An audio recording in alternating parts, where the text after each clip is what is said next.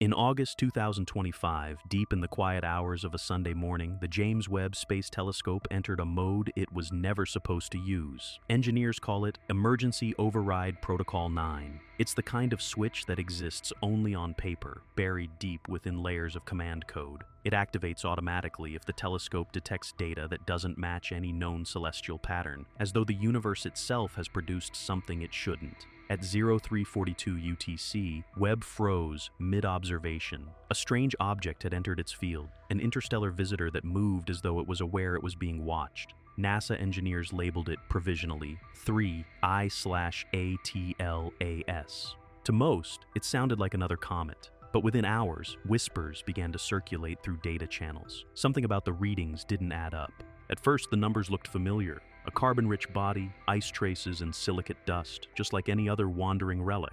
But then, a deeper scan revealed something chilling. The composition ratios didn't match natural formation. Instead of random impurities, Webb's spectrometer picked up precision, structured layering, chemical segmentation like circuitry embedded in rock. In a briefing room at Goddard, one engineer reportedly muttered, "It's too clean." When the data packets came back, the CO2 signatures were inverted, emission instead of absorption. That meant the object wasn't reflecting light, it was generating it.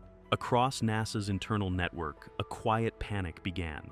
When astronomers replayed the last 24 hours of tracking data, they realized 3I/ATLAS wasn't just passing by, it had slowed down. Comets don't decelerate in deep space. They burn, tumble, and drift, slaves to momentum and gravity. But this one was adjusting course, ever so slightly, as if correcting an error. A small anomaly at first, less than a meter per second per hour, but growing. Over the next 2 days, Webb's infrared sensors caught rhythmic thermal pulses, intervals too precise to be random. 7 hours, 12 minutes, then silence.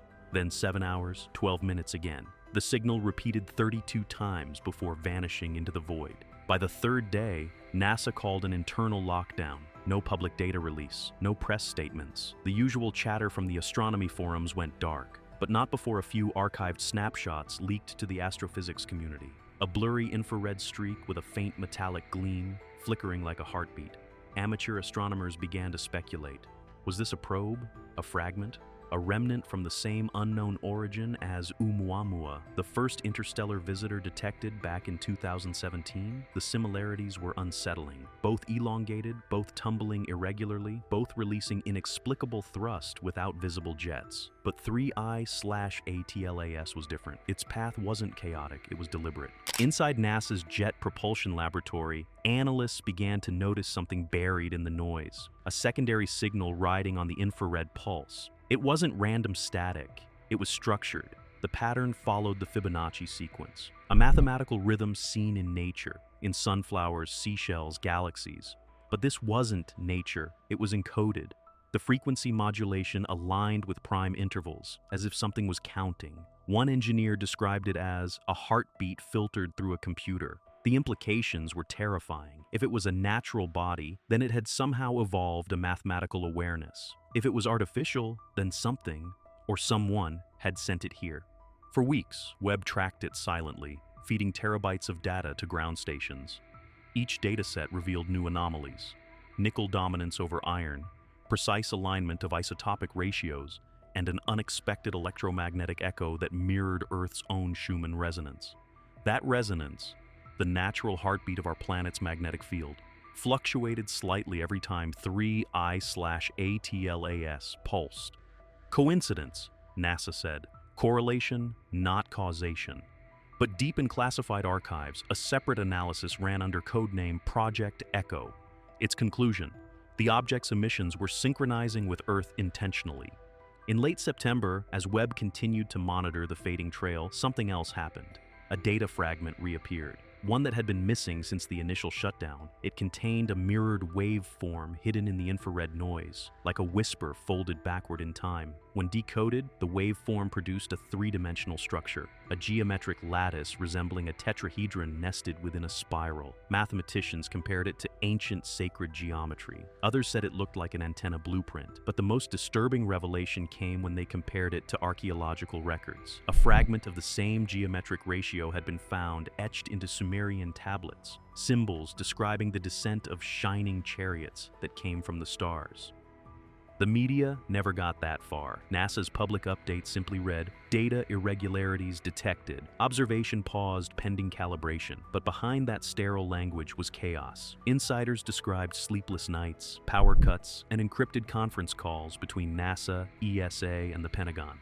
The Department of Defense reportedly ordered a joint threat assessment. The reasoning was simple. If 3I/ATLAS was under intelligent control, then it wasn't just a scientific anomaly. It was a potential intrusion. The Pentagon wanted to know if it posed a risk to national security. The astronomers wanted to know if they were witnessing proof of something older than humanity. On October 4th, the signal returned, stronger, cleaner, and focused directly at the Webb telescope. For 12 minutes, the observatory received a stream of infrared pulses that perfectly matched binary code structure, on-off sequences representing 0 and 1. The transmission formed a pattern that, when decoded, displayed coordinates. Not random, not cosmic. The coordinates pointed to the far side of the moon, specifically a crater named Daedalus, one of the oldest and deepest on the lunar surface, untouched by sunlight for billions of years. For decades, Daedalus had been the subject of speculation. Lunar orbiters once photographed strange linear shadows within it, structures that seemed geometric under certain lighting. The idea of a buried artifact was always dismissed as pareidolia, the human mind seeing patterns where none existed. But now, the coordinates came from a source that shouldn't exist. NASA immediately ordered a blackout.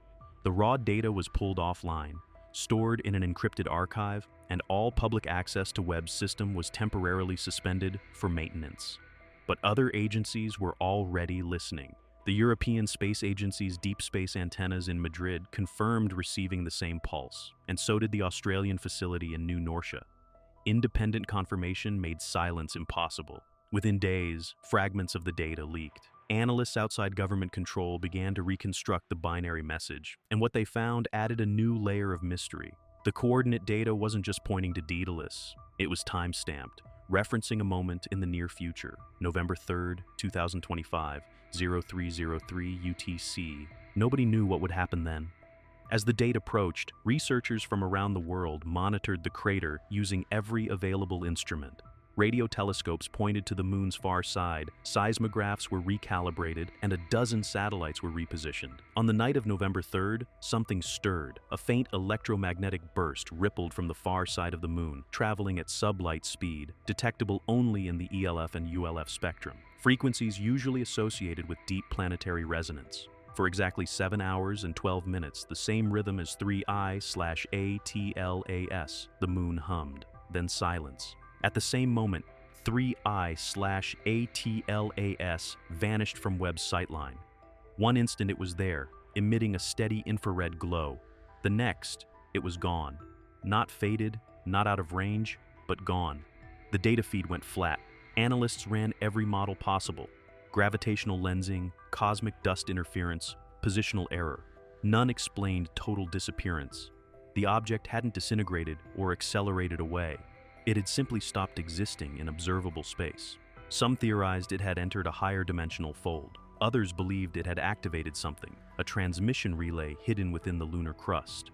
Days later, unexpected feedback appeared in Earth's own magnetic field. Instruments in Antarctica, Alaska, and Siberia detected repeating pulses identical to 3I/ATLAS's signal pattern, embedded within geomagnetic noise. Not strong enough to affect technology, but enough to be measurable.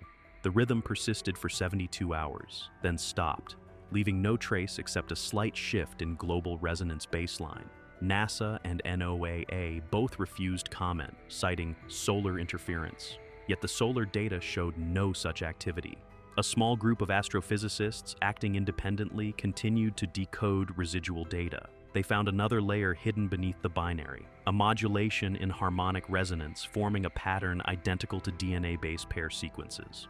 4 distinct frequency peaks, repeating in a precise order: adenine, cytosine, guanine, thymine. The code of life embedded in the heart of an interstellar signal. Coincidence, perhaps, or a message. When this information reached the public through leaks and anonymous uploads, it ignited a storm. Was this proof that life on Earth was seeded by something older, a directed panspermia event billions of years ago? Or was it evidence that something was still watching, guiding evolution across the galaxy? Governments stayed silent, but internal documents revealed one more secret. A NASA technical memo classified ORB-9 noted a repeating data echo arriving 22 minutes after every major observation of 3I/Atlas. The delay corresponded exactly to the distance between Earth and the Moon. The implication? Something on the Moon had been responding to Webb's scans in real time. In the weeks that followed, new satellite imaging of Daedalus crater revealed subtle changes. Shadows that had remained constant for decades now appeared displaced. Spectrographic readings hinted at fresh metallic exposure, as if something beneath the surface had opened. But every time independent researchers tried to gather data, their instruments mysteriously lost calibration. A faint interference pattern, consistent with broadband jamming, covered the region. It was as if someone, or something, didn't want it observed. NASA issued one final statement. Observations of Interstellar Object 3I/ATLAS have concluded. No evidence of artificial origin has been found, but many inside the agency didn't believe that. They couldn't. The data had spoken too clearly. Webb had recorded harmonics that no natural rock could produce. Machine-like precision embedded in celestial motion. Even the infrared reflection curve, a perfect logarithmic decay consistent with designed emission, not chaotic scattering. And then there was the pattern's mathematical perfection, the Fibonacci ratio appearing in intervals between pulses, repeating endlessly like a universal signature. Somewhere deep within Webb's encrypted archives, an uncatalogued file remains. Insiders claim it contains the full binary stream of the 3I/ATLAS transmission. Those who have reportedly seen it say it's more than coordinates. It's a map, not of space, but of resonance frequencies, each linked to planetary systems across known star fields. A kind of interstellar network map built not with roads or light, but with vibration. Every connected node represents a celestial body emitting the same signature frequency. Earth is one of them. The implication is staggering. If 3I/ATLAS wasn't visiting but activating, then the universe around us might already be awake. A vast, distributed consciousness woven through the very geometry of reality. Every planet, every star, every pulse of radiation a neuron in a cosmic brain, waiting for synchronization. The Webb telescope may have simply been the first to notice the pattern, the first human instrument to blink in recognition. In the silence that followed, NASA quietly updated Webb's observation protocols. Certain frequency bands are now filtered before public release, labeled as instrumental artifacts. No one outside a few classified teams can access raw, deep infrared telemetry.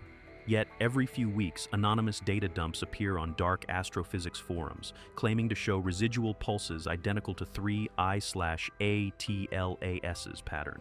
When analyzed, they reveal faint echoes, weaker but still there, spreading through the interstellar medium, bouncing off dust clouds and distant exoplanets, as if the signal is still traveling, still awakening whatever it was meant to reach. And then there's the final whisper, a discovery never officially confirmed but endlessly rumored. In one of Webb's earliest scans of 3I/ATLAS, before the emergency override engaged, the object briefly reflected light in the visible spectrum, only for 0.004 seconds. In that flash, pixel by pixel, analysts reconstructed a surface texture that shouldn't exist. It wasn't ice, rock, or dust. It was tessellated metal engraved with repeating patterns, each symbol corresponding to prime numbers, a universal constant carved into an interstellar object, the oldest language of intelligence. When the feed cut out, the system flagged an error, unknown handshake attempt. That means, in plain terms, the object tried to communicate directly with the telescope, to initiate a data link. Webb, of course, doesn't have the capability to talk back. But whatever was behind that pulse didn't seem to care. It left its message anyway, encoded in light, embedded in resonance, scattered across the void for anyone capable of listening.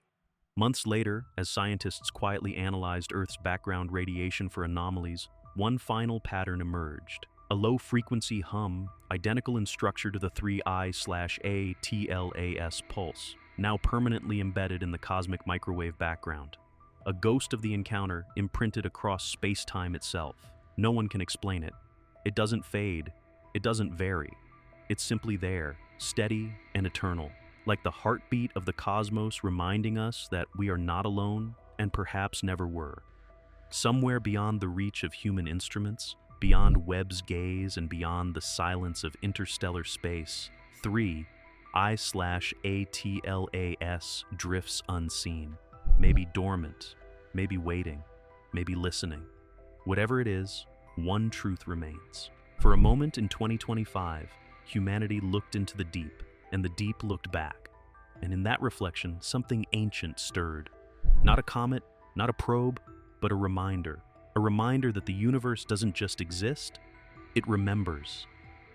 The silence that followed wasn't empty. It was thick, almost alive, pressing against the edges of the control room. The monitors showed frozen strings of numbers that refused to fit any known pattern. They called it a quantum echo, though no one really knew what that meant. Webb was still listening, but what it heard didn't behave like light or sound. It behaved like memory, as if space itself was trying to recall something ancient. Analysts noticed the rhythm first. The signal had flipped. What once emitted was now absorbing, pulling data inward instead of sending it out. It wasn't broadcasting anymore. It was listening. Listening to what? No one could answer. But when NASA's deep space radar stations began to throb in unison, every doubt dissolved. The pulse was the same everywhere, from California to Madrid, from Chile to Canberra. A global heartbeat, faint but precise. Some thought it was interference. Others saw the pattern and froze. The intervals matched the harmonic ratios hidden inside the Webb recordings. It was as if 3I/ATLAS was syncing itself to the universe, or the universe to it. When the data was plotted against the cosmic background radiation, the alignment was perfect. The signal traced the same frequency that scientists believe echoed from the birth of the cosmos. One researcher whispered, "It's not sending, it's remembering." Another voice replied quietly, "No, it's tuning." Outside the lab, the world continued unaware. But in the deep quiet between transmissions, instruments began to hum at barely audible tones. Every system that listened too long started to drift slightly off calibration, as if being drawn towards some invisible rhythm. Webb's final reading showed a single repeating equation, embedded within the noise, an elegant sequence that no computer could have generated by chance. And then, it stopped. The feed went dark, the hum faded, but those who were there swear the silence that followed wasn't silence at all. It was something waiting to begin. At first, no one noticed anything unusual. The hum was gone, and the screens were quiet. NASA declared the data stream archived and stable. But stability was the wrong word. The world had simply fallen into sync with something it didn't yet understand. 3 days later, power grids across South America began recording microscopic fluctuations, too small to cause outages, too precise to be random. The frequency matched the last pulse from Webb. In Europe, magnetometers showed faint oscillations beneath the Earth's crust. In Iceland, the auroras brightened and twisted into geometric spirals. Pilots flying near the poles reported strange compass drift, as if true north was breathing. At the Deep Space Network in Canberra, an engineer noticed something impossible. The antenna was detecting background radiation that pulsed in sync with the heartbeat of the human body. 72 beats per minute, steady and deliberate. He ran the test again. Same result. Somewhere, somehow, the universe had found rhythm in biology. Then came the dreams. Astronomers, technicians, even janitors who had worked near the data systems began reporting the same image, a shape like a spiral seen from within, turning endlessly toward a point of light. They said it felt familiar, like remembering something from before birth. Psychologists dismissed it as stress, but the coincidence grew harder to ignore when the same spiral appeared in satellite imagery over the Pacific, faint but visible in the water's magnetic alignment. A quiet panic spread through the scientific community. None of this made sense, but deep down, everyone shared the same thought. If 3I/ATLAS was listening, maybe it wasn't listening to us. Maybe it was listening through us. In Houston, a linguist analyzing the signal patterns made a breakthrough. The intervals between pulses weren't random. They followed the same structure as human speech pauses, micro-time to breath patterns. The signal wasn't alien, it was adaptive, it was learning. When Webb's auxiliary sensors reactivated days later, they detected a faint reflection, not from the comet, but from the dark region behind it. Something metallic, non-rotating, following at a fixed distance, perfectly hidden until now. The reflection wasn't large, roughly the size of a passenger jet, but its spectral signature showed no known materials. It wasn't reflecting light, it was bending it. NASA didn't release that data publicly. The internal memo described it as a shadow anomaly, but those who saw the live feed said it looked like an object choosing to remain unseen. And yet, as the world spun beneath it, small anomalies multiplied. Birds migrating out of season, whales changing routes, radio telescopes detecting faint harmonics in empty sky. Something had tuned the planet, just slightly, enough to make everything living vibrate at a new frequency. One night, as clouds rolled over the Atacama Desert, an astronomer stepped outside and held her breath. The stars shimmered faintly, as if blinking in slow motion. For the first time, she heard the hum, low, patient, and vast. It wasn't coming from the sky. It was coming from within,